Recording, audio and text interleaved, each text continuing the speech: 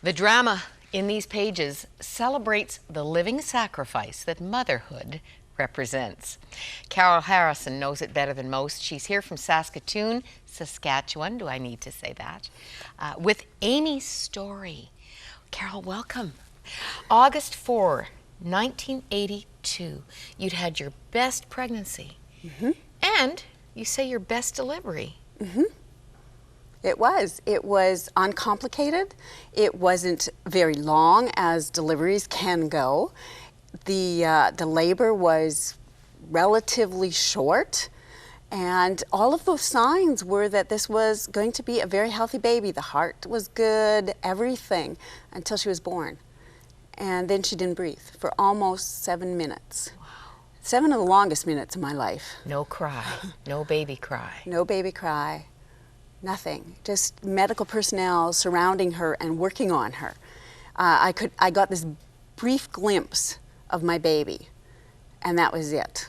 And once she cried, they rushed her to an incubator. I couldn't hold her, and I'm going, this is not how it's supposed to be. How long, in fact, was it before you could hold Amee? 3 days. 3 full days. She was 3 days old. What went wrong? Well, at first they weren't sure what went wrong because there was no warning signs, obviously. It took probably till the next day till the specialists were able to discover that she'd had a stroke as she was being born. A stroke? A stroke. In I an didn't even know infant. babies could have a stroke, but they can. They don't know why. 90 to 95% of the time they can at least tell why it happened afterwards. She's in that 5 to 10% that there is no known cause. It just happened. And to complicate it, she aspirated the meconium right into her lungs, and so it was like instant pneumonia in a baby's lungs. Now that can happen. Happened to my daughter. I didn't get to hold her either. She was whisked away to get that suctioned out.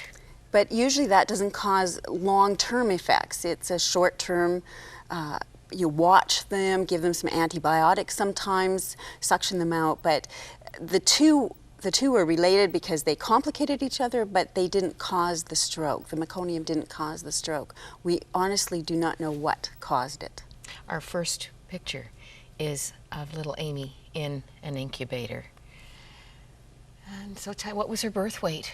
She was 7 pounds, 1.5 ounces. So everything was good. She was full term, on time, and in the neonatal unit, she looked like a little giant because she was full term. She had this beautiful complexion, and she was the full term weight.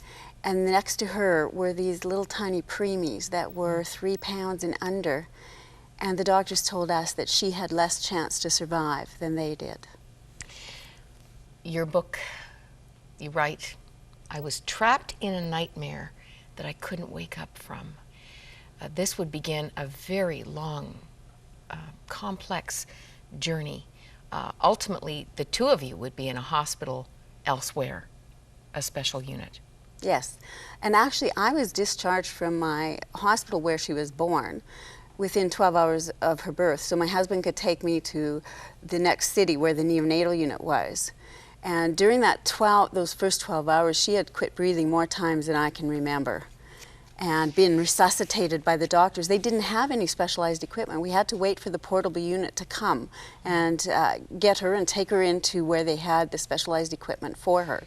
And then I stayed at that hospital now for another couple of days so that I could be close by and they could monitor me. And then they discharged me, and I just spent my time up at the neonatal unit with her. Your husband, of course, was very much a support during this. I love that by page, it's early. It's amazingly early, 52. By page 52 of this book, there is a turning point. There is a piece that didn't come from the circumstances. Talk about that. There was. I can remember it just like it was yesterday, actually. It is just so clear in my mind. I stood at her open incubator watching this baby that looked like a rag doll, and I didn't know what else to pray. I had been praying for a miracle. I'd been praying for my baby to get better. I knew lots of other people were praying, and in that moment I just closed my eyes and said, God, I don't even know what else to pray, so whatever you want to do. And it was like God said, there's 3 things that could happen. I could heal her. I knew God could heal her instantly, and everybody would wonder, why is this baby here? Or he could heal her slowly, a little bit at a time, even using the medical professionals to help with that process. But the other thing that hit me right then is that he could heal her perfectly by taking her home to heaven. And that isn't what I wanted. I wanted choice A, healing her immediately where people would wonder. But I said, okay, God, you love her more than I do. You gave her to us. You didn't promise for how long. And whatever you want, just give me the strength to deal with it. And I just felt like the nurse had wrapped this blanket around me, you know, where they warmed it up.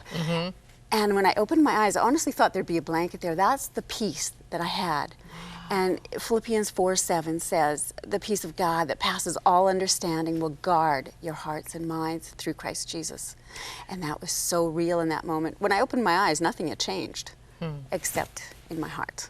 And sometimes my attitude. The prayer of relinquishment. You just laid it down, but oh, it's so hard to put ourselves in that. It was picture. very hard to look at her. I'd never held her, and to say, okay, God, she's yours. You just do whatever you want to do. At that point, had you been given, I mean, you were in that 5% of uniqueness of having a baby whose crisis wasn't diagnosed ahead of delivery, and even after delivery was a bit of a mystery. But everything else seemed to be 5%. You were told 5% chance that she'll ever walk. Just a 5% chance that she'll see, hear. That she'll talk, that she'll do anything. It was awful. A 5% chance that she'd ever leave the front door of the hospital. Of the hospital, yeah. And yet this peace sustained you.